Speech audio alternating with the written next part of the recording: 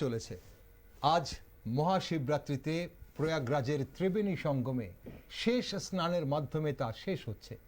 তাই এবারের মহাশিবরাত্রির গুরুত্ব অনেকটাই বেশি। সনাতন ধর্মাবলীদের জন্যে শিব চতুর্দশী পূজা এক ধর্মীয় আবেগের উৎসব।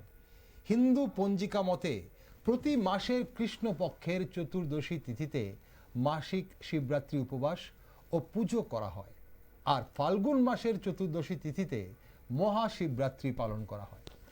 শিবরাত্রি অর্থাৎ ভগবান শিবের রাত্রি। পৌরাণিক মতে এই তিথিতে ভগবান শিবের সাথে দেবী পার্বতীর বিয়ে হয়েছিল। শিব পুরাণ অনুসারে এই রাত্রেই শিব সৃষ্টি, স্থিতি ও প্রলয়ের মহাতাণ্ডব নৃত্য করেছিলেন। এই উৎসব শিবের দৈব অবতারের একটি শুভ উৎসব। নিরাকার থেকে আকারে তার অবতারের রাতকে বলা হয় মহাশিবরাত্রি। তিনি আমাদেরকে কাম, ক্রোধ, লোভ, আসক্তি, হিংসা ইত্যাদি থেকে মুক্ত করেন এবং পরম সুখ, শান্তি ও ঐশ্বর্য দান করেন। কিন্তু শিবের পুজো নিয়ে ভক্তদের মনে অনেক প্রশ্ন জাগে। অন্য মাসের মতো যে শিবরাত্রি পূজা হয় তার সাথে ফাল্গুন মাসের মহাশিবরাত্রির কি পার্থক্য? ভক্তরা মহাশিবরাত্রির ব্রত কেন পালন করেন? মহাশিবরাত্রির পুজোর ধরন কেমন এবং ধর্মীয় ও সামাজিক তাৎপর্য কী? তাই মহাশিবরাত্রির নানান দিক নিয়ে আলোচনা করতেই আজ এই অনুষ্ঠানে আমার সঙ্গে রয়েছেন নিউজ ভ্যানগার্ডের বার্তা সম্পাদক দেবব্রত চক্রবর্তী। স্বাগত দেবদা আপনাকে আজকের এই অনুষ্ঠানে। দেবদা, আমরা ছোট্ট করে আজ মহাশিবরাত্রির যে আমাদের এই তাৎপর্য, বিশেষ করে এবার যখন মহাকুম্ভ চলছে তাকে প্রেক্ষাপট রেখে এই আজকের দিনে শেষ হচ্ছে মহাকুম্ভ, এটা কতটা গুরুত্বপূর্ণ এবারের মহাশিবরাত্রিটা বলে মনে হয় আপনার? দেখো, প্রথমেই বলে রাখি যে এবার যে মহাকুম্ভ প্রয়াগরাজে রীতিমতো একটা জনঢল রয়েছিল, প্রতিদিন রয়েছে। কিছু ঘটনা ছিল, মর্মান্তিক ঘটনা ছিল, তথাপি আজকে শেষ হলো। এই মহাকুম্ভ মহাস্নানের পরিসমাপ্তি ঘটেছে আজকে। এবং যে কথাটা বললে, আজকে এই তোমার শিব চতুর্দশীর দিনে এই মহা কুম্ভের তোমার পুণ্য স্নানের পরিসমাপ্তি ঘটেছে। আক্ষরিক অর্থে এই দিনটির একটা বিশেষ গুরুত্ব রয়েছে। তুমি যদিও পরিপূর্ণ বলেই দিয়েছো যে এই দিনে কার্যত, যদিও মতভেদ রয়েছে নানা জনের নানা মত, তথাপি এই দিনে কার্যত শিব এবং গৌরীর বিয়ে হয়েছিল। তো আরেকটা বিষয় হচ্ছে, তুমি দেখবে যে গোটা কেন শিবরাত্রি বলা হয়, তো সাধারণত শিবের রাত্রিতেই নাকি শিবের বিয়েটা হয়েছিল এবং এই রাতে প্রহরে প্রহরে শিবের পুজো হয় এবং যারা শিব ভক্ত প্রাণ এবং প্রাণারা রয়েছেন তারা প্রতিটি প্রহরে বিভিন্ন উপাচারে, কখনো তারা একটা প্রহরে ঘি দিয়ে, একটা প্রহরে তোমার দুধ দিয়ে, কোনো প্রহরে মধু দিয়ে শিবকে স্নান করান। স্নানের শেষে তোমার পুজো হয়। এবং তোমাকে আগে বলে রাখি যে এই পৌরাণিক মতে সনাতনী ধর্মাবলম্বীদের যে উপবাস, এই উপবাসের ক্ষেত্রে একটা রীতি রয়েছে। প্রথম দিন করতে হবে সংযম করতে হবে। উপবাসের যে ব্রত, এই ব্রত পালনের আগে সংযম করতে হবে এবং সংযমের পর ব্রত পালনের দিন পরিপূর্ণ উপবাস। এই উপবাসের পর এরপর দিন তথা তৃতীয় দিন হবে পারণ। আসলে খুব বিজ্ঞান ভিত্তিক, সনাতনী ধর্মটা তো পুরোটাই বিজ্ঞান ভিত্তিক। তা এই পালনের ক্ষেত্রে কিন্তু একটা উপকারিতা রয়েছে। দেখো, আমি যদি এর বিজ্ঞান ভিত্তিক বিষয়টি তুলে ধরতে চাই, যারা আমাদের যে স্টমাক যাকে বলে, এই স্টমাকের উপর কিন্তু একটা বরাবরই চাপ থাকে। এই চাপের কারণে এর যে ক্রিয়াকলাপের ক্ষেত্রে যেন চাপটা কিছু কম থাকে, তার জন্য তাকে যদি একটা দিন অন্তত একটু বিশ্রাম দেওয়া যায়, এই ক্ষেত্রে কিন্তু এই স্টমাকের ক্ষেত্রে বিষয়টি ফলপ্রসূ। প্রচণ্ড পরিশ্রমের পর সাধারণ মানুষ একটু বিশ্রাম করতে চায়, তার শরীর বিশ্রাম চায়। তোমার একটা মেশিন যদি আমরা সারাক্ষণ আমরা চলতে চালিয়ে থাকে, তাহলে চলতে সেটাও থাকে, ক্ষয় হয়ে যাবে। তাও খাওয়া হবে, এর উপর একটা প্রভাব পড়বে। তো ঠিক। সেই ক্ষেত্রে আমি বলবো এই প্রকৃতির এই সৃষ্টি মানুষেরও কিন্তু একটা বিশ্রামের সময় ঠিক। আমি আমি অবশ্যই। আমি দেবুদা আপনার কাছে একটা জিনিস আমি জানবো, এই যে আমরা অবশ্যই তার আগে আমাদের আরো একজন মানে প্রতিনিধি এবং আমাদের সহকর্মী বিশ্বজিৎদার কাছে যাব, যে বিশ্বজিৎদা আজকে জানতে চাইবো যে ত্রিপুরা রাজ্যে এবার এই মহাশিবরাত্রি কিভাবে পালন করা হয়েছে। তারপর আপনার কাছে জানতে চাইবো যে শিব ভক্তি, একটা শেষ প্রশ্ন থাকবে আপনার কাছে, যে শিবের ভক্তি এবং দেবাদিদেব মহাদেবের পুজো বলুন বা যেটাই বলুন, বা মানুষ যখন আরাধনা করে শিবের, সেটা কেন করে মানুষ? শিবের আরাধনা কেন করে এভাবে, এই যে ব্রত রেখে শিবরাত্রি প্রত্যেক মাসে মাসে পালন কেন করা হয় বিশেষভাবে, যখন শিবের তো প্রত্যেক দিন প্রতিদিনের যে নিত্য পূজা তার সঙ্গে কিন্তু শিব জড়িয়ে আছেন, তারপরে এইভাবে বিশেষ করে কেন পুজো হয়, কি তাৎপর্য, সেটা জানবো আপনার কাছে। কিন্তু এই মুহূর্তে বিশ্বজিৎদা আমাদের সঙ্গে আছেন। বিশ্বজিৎদা, আপনি শুনতে পাচ্ছেন আমাকে? হ্যাঁ, বলুন। বিশ্বজিৎদা, জানতে চাইবো যে এবার আজকে, বা যেহেতু মহাকুম্ভের আজ শেষ দিন এবং আজ মহাশিবরাত্রি, তো এখন এবার ত্রিপুরা রাজ্যে মহাশিবরাত্রি কেমন পালন হয়েছে? আর সারা ভারতবর্ষে কিন্তু আজকে এই শিবরাত্রি, মহাশিবরাত্রি উপলক্ষে ধুমধামের সঙ্গে ত্রিপুরা রাজ্যে কিন্তু এটা একটা উৎসবের বাতাবরণ সৃষ্টি হয়েছে এবং সারা রাজ্যে এটা তৈরি হয়েছে। এবং এই যে মহাশিবরাত্রি বা শিবরাত্রি হচ্ছে একটা গুরুত্বপূর্ণ হিন্দু ধর্মীয় উৎসব। এই মহাশিবরাত্রি ফাল্গুন মাসে, সাধারণত ফাল্গুন মাসের কৃষ্ণপক্ষের চতুর্থ তিথিতে পালিত হয়, আমরা যেটা জানি। হুম হুম হুম। মহাশিবরাত্রি হলো সনাতন ধর্মাবলম্বীদের আরাধ্যা দেবদেবী মহাদেব শিবের মহারাত্রি। শিব পুরাণ অনুসারে এই রাতে শিব সৃষ্টি তিথি ও মহাপ্রলয়ের মহা তাণ্ডব নৃত্য করেছিলেন, যেটা গাথাতে লেখা রয়েছে। হুম। আবার সেই রাতেই শিব ও মাতা পার্বতীর বিয়ে হয়েছিল। অন্ধকার আর অজ্ঞতা দূর করার জন্য এই ব্রত পালিত হয় এবং অগণিত ভক্ত এই শিবলিঙ্গে গঙ্গা জল, দুধ, বেলপাতা, ফুল দিয়ে পূজা করে থাকে। দিতেন। ঠিক। ধন্যবাদ বিশ্বজিৎদা সঙ্গে থাকার জন্য আজ। দেবতা, আমরা যেটা জানবো আপনার কাছে, যে বলছিলাম যে শিব ভক্তি এবং এই যে শিবের আরাধনা মানুষ কেন করেন, আর এই যে মহাশিবরাত্রির গুরুত্বটা কিভাবে বেড়ে যায়, অন্যান্য শিবরাত্রির চেয়ে মহাশিবরাত্রির গুরুত্বটা কিভাবে বেড়ে যায়? তোমাকে বা আমাদের দর্শক সাধারণকে একটু বলতে চাই, পৌরাণিক মতে শ্রাবণ মাস হচ্ছে শিবের জন্ম মাস, এবং প্রতি সোমবার, যেহেতু সোমবার বলা হয়, সোমবার শিবের জন্মদিন, সুতরাং প্রতি সোমবার কিন্তু শিবের জন্মদিন হিসেবে প্রতিটি শিব মন্দিরে শিবের বিশেষ পুজো হয়, এবং অবশ্যই শ্রাবণ মাসে প্রতি সোমবার বিশেষ পূজা হয়। আচ্ছা। এছাড়া এই ফাল্গুন মাসের এই শিব চতুর্দশীতে বিশেষ শিবের পূজা হয়। আমরা সবাই জানি যে এর আসল যে প্রাসঙ্গিকতা পৌরাণিক কাহিনীতে যা বলা আছে, যে এই দিনে শিব সৃষ্টি প্রলয় করেছিলেন। এই দিনে শিব তোমার গৌরী পার্বতীর সঙ্গে তিনি বিবাহ সূত্রে আবদ্ধ হয়েছিলেন।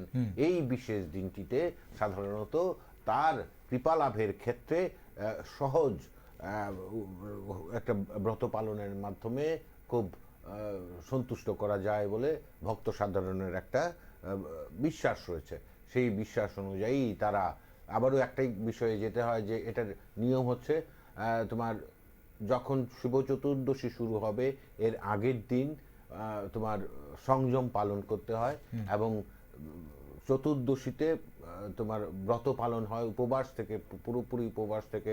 অনেকে নির্জল উপবাস করেন, তবে এক্ষেত্রে রামকৃষ্ণ পরমহংস দেব কিন্তু বিষয়টাকে আবার অন্যভাবে ব্যাখ্যা করেছেন, যে উপবাস মানে উপরে বাস, একটু অন্য দিনের তুলনায় একটু ভিন্ন ভাবে জীবন যাপন। হ্যাঁ, তো সুতরাং এক্ষেত্রে উপবাস মানে পুরোপুরি পেট খালি রেখে উপবাস করা, সেভাবে নাকি ধ্যান জ্ঞান পুজো হয় না। এটা রামকৃষ্ণ পরমহংস দেবের অভিমত।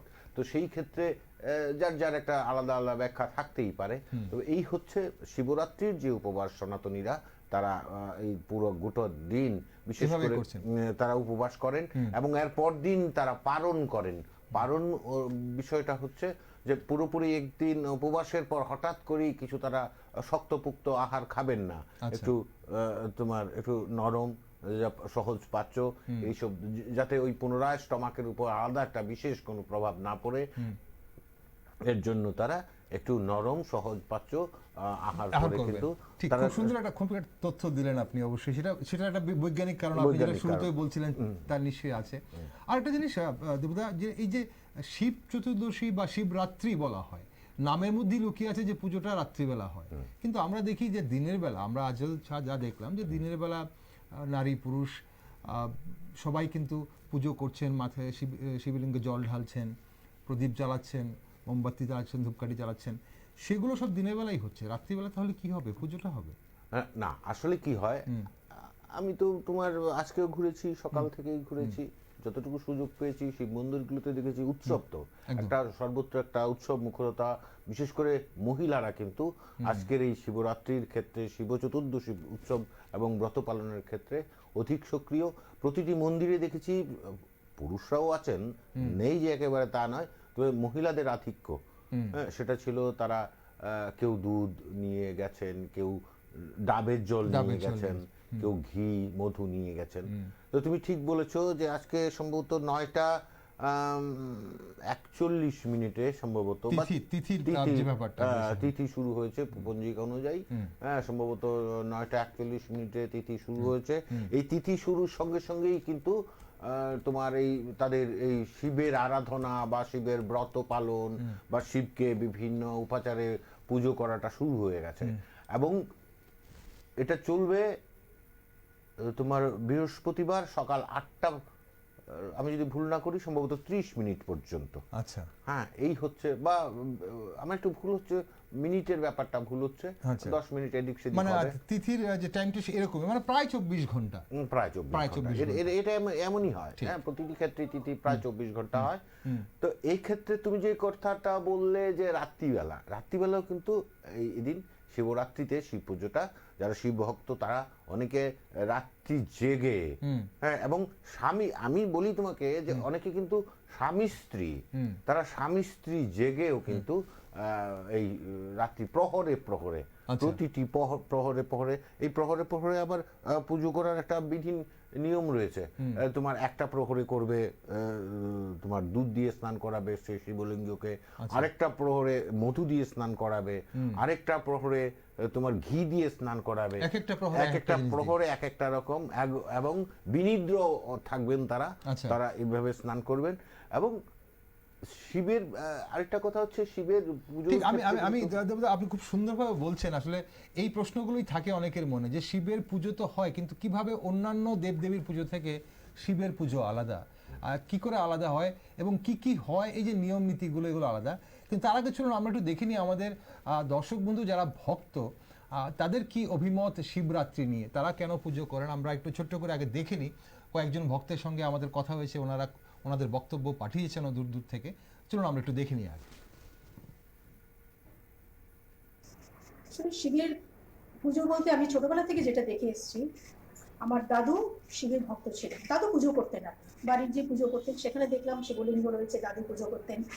দাদু বলতেন শিবের মাথায় জল ঢালো, আমরা জল ঢালতাম। কেন ছোটবেলায় অত কিছু বুঝতাম না, ওই যে একটা অভ্যেস রয়ে গেছে। বা আমাদের এখানে যে তারকেশ্বরে যে জল নিয়ে যায়, মাকে করে জল নিয়ে যায় বলে বাবা পারগারে বলে, ছোটবেলা থেকে দেখেছি।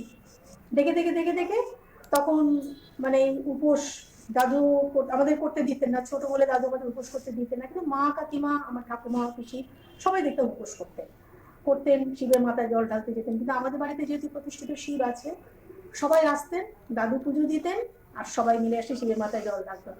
সেটাই আমি এখানে আমার যে শ্বশুরবাড়িতে আমি এসেছি, এদের এখানে কোনো মানে বাধা নিষেধ নেই, তুমি যেমন খুশি করো। অনেকে দেখেছি মন্দিরে টন্দিরে গিয়ে পুজো করে, কিন্তু আমি কখনো কোনো মন্দিরে গিয়ে পুজো দিই না।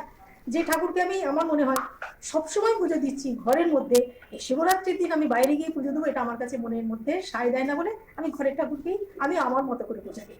আমি অনেক ছোট থেকে প্রায় 10-12 বছর থেকেই শিবের পুজো করে আসছি। হ্যাঁ, আমি শিবের পুজোই বললাম, শিবরাত্রি বললাম না, কারণ সবাই যেভাবে করে প্রায় 4 প্রহর শিবের মাথায় জল ঢালে, দুধ ঢালে বা আরও যা যা নিয়ম আছে সেগুলো সব মানে করে অনেক কঠিনভাবে জিনিসটাকে পালন করে।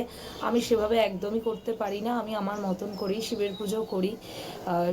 সবাই কেন করে বলতে গেলে শিবের মাহাত্ম্য তো অনেক, আর শিব হচ্ছে এমন একটা শক্তি যাকে আমরা মনে করি যে তিনি শান্ত থাকলে সব মনে হয় শান্ত থাকবে।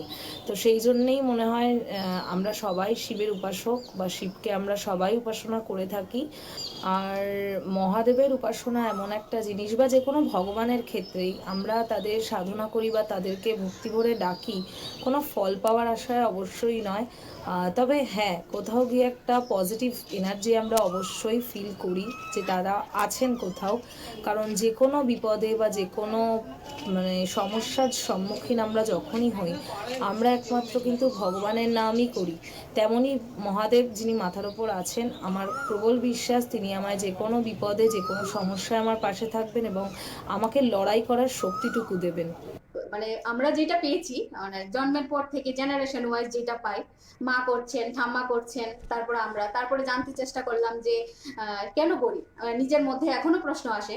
তো এখন যেটা খুঁজতে খুঁজতে পাচ্ছি, মানে আদি অনাদি অনন্তকাল যেই মহাকালের পুজো আমরা করছি, তিনি একদমই মহাকাল, তা ওনার সাধনা সবাই করছেন।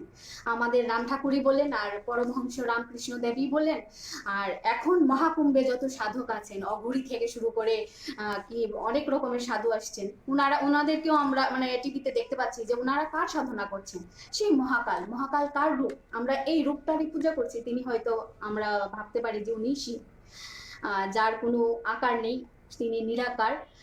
এখন আমি সেটাকে ভাবি এবং কি বলবো, মানে করতে করতে মনের মধ্যে একটা স্বস্তি আসে যখন দেখি যে নিজের মনে একটা অন্যরকম বাইরের চাওয়া পাওয়া নিয়ে একটা আনন্দ হয়, এবং না পাওয়া থেকে একটা দুঃখ আসে, তারপরে যে আক্ষেপটা আসে, সেই আক্ষেপটাকে প্রকাশ করার যে জায়গাটা, সেটাই হয়তো ওই যে মানে সিংহাসন ঠাকুর, আর ঠাকুরের যদি মানে পরম রূপটা দেখি, সেটাই হলো শিব।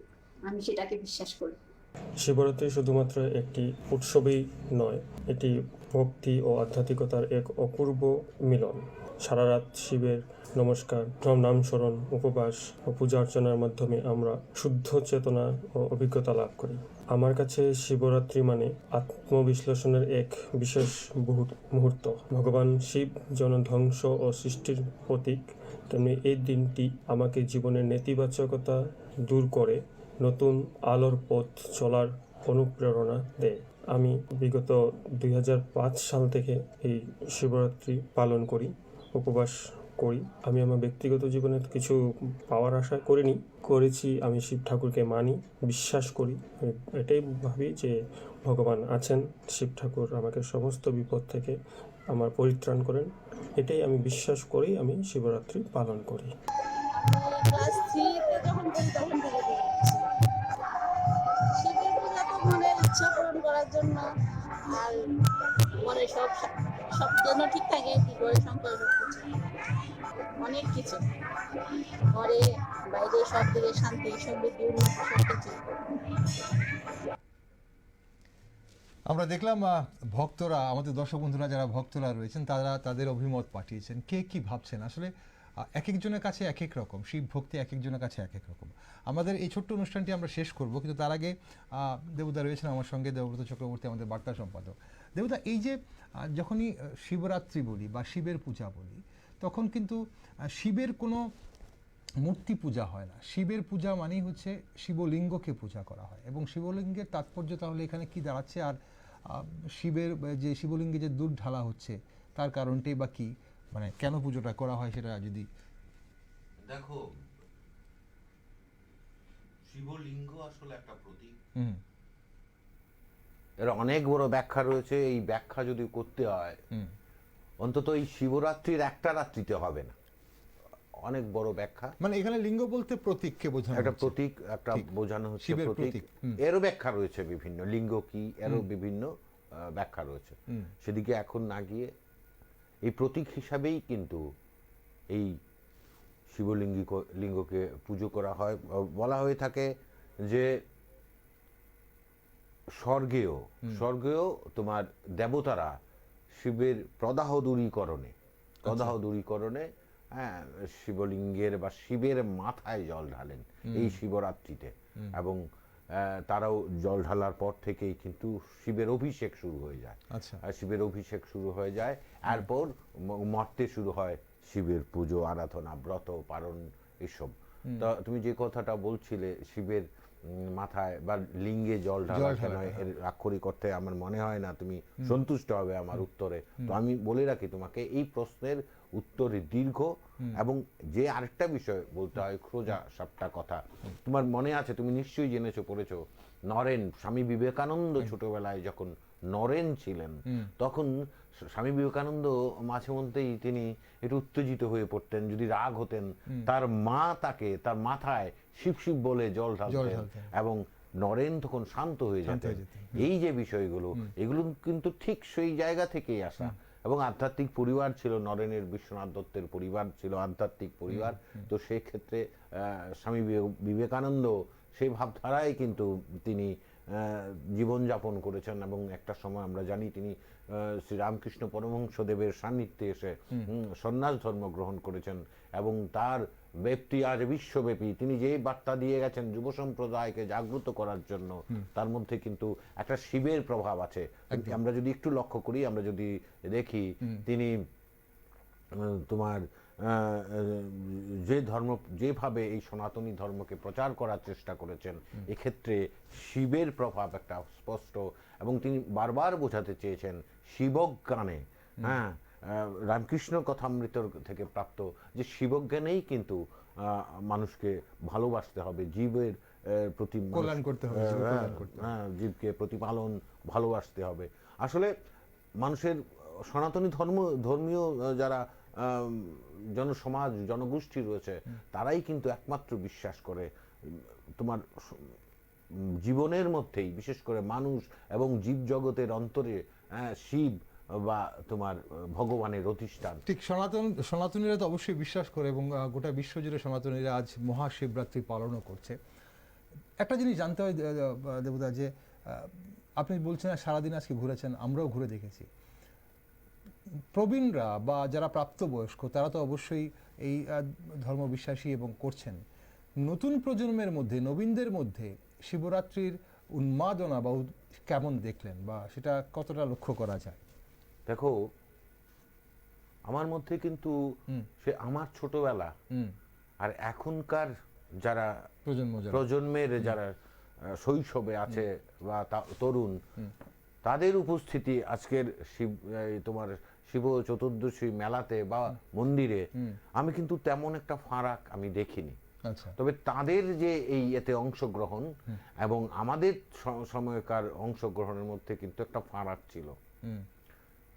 আমি এও দেখেছি আজকে যারা তরুণরা, একাংশ তরুণ, তারা কিন্তু যথেষ্ট শ্রদ্ধা ভক্তি সহকারে তারা কিন্তু এই আজকে শিবলিঙ্গ পূজাটা করেছেন। আমাদের সময়, আমাদের ছোটবেলায় আমরা যে করিনি তা নয়, করেছি, হ্যাঁ, কিন্তু আমাদের ছিলাম না। আমাদের দেখো, আমাদের তৎকালীন সময়ে আমাদের ধ্যান ধারণা ততটা ছিল না। আমরা কিন্তু অনেক পরবর্তী দীর্ঘদিন বাদে কুসংস্কারের বেড়া জাল একটু উদাসীন ছিলাম আমরা, হ্যাঁ উদাসীন ছিলাম।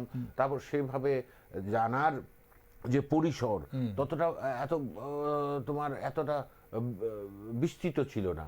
হ্যাঁ, সেই সংকীর্ণতার কারণে আমরাও কিন্তু কুসংস্কার থেকে আমরা বেরিয়ে আসতে পারি। দেখো, আমি শুনছিলাম তুমি যেগুলো সংগ্রহ করেছো, যাদের বক্তব্য, তারা আমার খুব ভালো লাগে। এখানে একটা ইয়ং ছেলেও ছিল, সে কিন্তু বলল যে সে নিজের জন্য কিছু চাইতে সে শিবের পূজা করেনি। দেখো, আমি বলি, একটা দারুণ একটা আমার ছোটবেলার শৈশবের, আমি যখন ছাত্র জীবনে আমি যখন ছিলাম তখনকার কথা আমি বলছি। দেখো আমার গৃহশিক্ষক আসবেন, তো আমার পড়াটা ধরা হয়নি, শেখা হয়নি, হ্যাঁ পড়াটা শেখা হয়নি। তো আমার পড়ার টেবিলের পাশেই একটা ছোট্ট একটা ছবি ছিল, শিব নয় অন্য একটি ছবি ছিল, অন্য একটি দেবতা বা ঠাকুরের ছবি ছিল। তো আমি প্রার্থনা করতাম যে ঠাকুর আমাকে দয়া করো, আজকে যেন আমার এই গৃহশিক্ষক না আসেন, তাহলে কিন্তু আমার পেদানি খেতে হবে। এই যে আশা, এই যে দেখো কাকতালীয় ভাবে কোনো দিন হয়তো উনি আসতেন না, তা আমি খুব আনন্দিত হতাম এবং আমার মধ্যে একটা বিশ্বাস কিন্তু তৈরি হয়েছিল যে ভগবানকে যদি ডাকা যায় যে কোনো ক্ষেত্রে একটু তোমার সুফল আসবে। তো এই ক্ষেত্রে আমি এটা খেলার ছলে আমি তোমার বলার ছলে বলা, তো কুসংস্কার থেকে বেরিয়ে এসে আমরা যখন আসলে এই সনাতনী ধর্মটা কি আমরা যখন জানতে পেরেছি, তখন জানতে পেরেছি এই সনাতনী ধর্ম কিন্তু যথেষ্ট বিজ্ঞান ভিত্তিক। এই সনাতনী ধর্ম কখনো পরধর্মকে হিংসা শেখায় না, এই সনাতনী ধর্ম শেখায় সৌভ্রাতৃত্ব, সবাইকে ভালোবাসতে শেখায়, সবাইকে ভালোবাসতে শেখায়। এবং শিবের যে তত্ত্ব তাও কিন্তু তোমার একই জিনিস। আবার দেখো আমি তোমাকে এই ক্ষেত্রে একটা জিনিস বলি, যদি তুমি বিনম্র হও তাহলে কিন্তু মানুষের ভালোবাসা পাবে। সংস্কৃতে একটি শ্লোক আছে, নমন্তি ফলিনী বৃক্ষা নমন্তি গুণিনী জনা শুষ্ক কাষ্ঠচ মূর্খশ্চ ভিদ্যতে নত নন্মতে। তুমি বিনম্র হবে তাহলে তুমি অবশ্যই এর একটা প্রতিদান পাবে। তুমি প্রতিদান চাইতে যেও না, তোমার অটোমেটিক এটা চলে আসবে। যে এই শ্লোকটার অর্থটা হচ্ছে যে তোমার যে যিনি তোমার গুণীজন সব সময় মাথা নত করেন এবং যে গাছ ফল দান করে সেও মাথা নত করে। হ্যাঁ, কিন্তু একজন যে অজ্ঞানী, হ্যাঁ মূর্খ, সে যেমন সে শক্ত থাকে এবং শুকনো কাঠ সে ভেঙে যাবে কিন্তু মাথা নত করবে না। কিন্তু এই সনাতনী ধর্ম কিন্তু শেখায়। আমি অন্য কোনো ধর্মের ব্যাপারে ততটা জানি না, আমার বিশ্বাস প্রতিটা ধর্ম একই জিনিস শেখায়। আমি বুদ্ধিজম পড়েছি, আমি ধর্ম বরাবরই ভালোবাসতে শেখায়, হ্যাঁ ভালোবাসতে শেখায়, অহিংসার বার্তা দেয়। তো সেক্ষেত্রে আমি প্রত্যেকটি ধর্মের প্রতি শ্রদ্ধা জানিয়ে এবং বিশেষ করে সনাতনী ধর্মের যে বিজ্ঞান ভিত্তিক বিষয়গুলো সেগুলো মানুষের কাছে আজকের দিনে অত্যন্ত অপরিহার্য। হ্যাঁ, এখানে কুসংস্কারের কোনো বিষয় নেই। কুসংস্কারগুলো পরবর্তী সময়ে এক শ্রেণীর স্বার্থান্বেষীরা যোগ করে এগুলোকে জটিল করে দিয়েছেন। এই ধর্ম পালন আজকে একাংশ সাধারণের কাছে তোমার খুব কষ্টসাধ্য হয়ে পড়েছে, ব্যয়সাকুল্য হয়ে পড়েছে। এটা কিন্তু সঠিক নয়, ধর্মটা এরকম নয়। ধর্মটা হচ্ছে তোমার মীমাংসা। ঠিক, ধর্মচর্চা কেমন হওয়া উচিত তা নিয়ে অবশ্যই আমরা একদিন আলাদাভাবে আলোচনা অবশ্যই করতে পারি, কারণ ধর্মচর্চার নানান দিক এখন আজকাল আমরা প্রকাশিত হচ্ছে এবং নিত্য নতুন ধরন বেরিয়েছে মনে হচ্ছে ধর্মচর্চার। তবে সেটা যে ধর্মই হোক না কেন, শুধু সনাতন ধর্ম নয়, সে বিষয়ে আমরা অন্য কোনো দিন অবশ্যই আলোচনা করতে পারবো। আজকের জন্য অসংখ্য ধন্যবাদ দেবতার সঙ্গে থাকার জন্য। শিবরাত্রির একটি ছোট্ট বিশেষ পর্বে আমরা ছিলাম। আমরা কি দেখতে চেয়েছি, মহাকুম্ভের আজ শেষ, আজ মহাশুভরাত্রি, শিবরাত্রি, মহাশিবরাত্রি। এবং আমাদের যারা কয়েকজন দর্শক বন্ধু যারা তাদের এই যে শিব ভক্তি বা মহাশিবরাত্রি নিয়ে তাদের যা অভিমত তা আমাদের জানিয়েছেন। আমাদের দেবতার সঙ্গে ছিলেন এবং বিশ্বজিৎদার টেলিফোনে ছিলেন। আমরা জানার চেষ্টা করেছি আমাদের রাজ্যে কিভাবে পালিত হয়েছে এই মহাশিবরাত্রি এবং শিব পূজা, শিবলিঙ্গের পূজা, নানান শিবরাত্রির নানান দিক নিয়ে খুব সুন্দরভাবে আলোচনা করেছেন দেবতা। অসংখ্য ধন্যবাদ দেবতা সঙ্গে থাকার জন্য। আজ দর্শক বন্ধুরা, শিব শব্দের অর্থ মঙ্গল, তাই প্রতিটি মঙ্গলময় জিনিস বা ব্যক্তিত্ব হলো শিবস্বরূপ। আর মঙ্গলকে আশ্রয় না করে কজনই বা বাঁচতে পারে, তাই শিব সবারই আশ্রয়স্থল। মৃত্যুকে জয় করেছেন বলে তিনি মৃত্যুঞ্জয়। অকাতরে সমুদ্র মন্থনে সব বিষ কণ্ঠে ধারণ করেছেন। বিষক্রিয়ায় তার কণ্ঠে হয়েছে নীল, সে কারণে তার আরেক নাম নীলকণ্ঠ। শিব দেবগণ কর্তৃক বন্দিত, তাই তার নাম দেবাদিদেব মহাদেব।